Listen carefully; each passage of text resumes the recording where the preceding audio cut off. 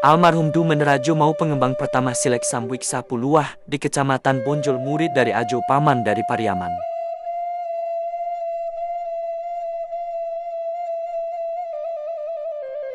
Almarhum Abdul Aziz Sultan Sinaro, anak dari Du Menerajo, mau penerus Silek Cakak Sambuik Sapuluah semasa hidupnya.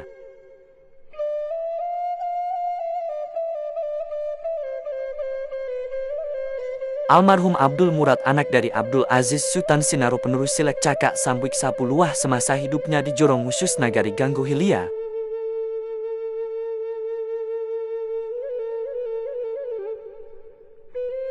Almarhum Rifai Datua Kumalo, penerus Silek Cakak Sambuik Sapuluah di Kanagarian Ganggo Mudiak dan Pasaman Barat sekitarnya.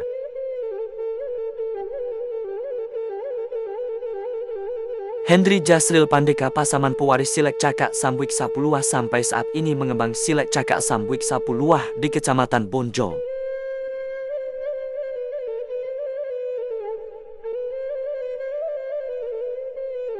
Ini hanya beberapa dokumentasi generasi dari pihak keluarga Pandeka Pasaman di Ganggo Hilia. Masih banyak guru tu yang sudah almarhum belum dapat dikumpulkan. Hanya Rifai Datua Kumalo yang turunan dari Ganggo Mudiak sebagai guru tunya.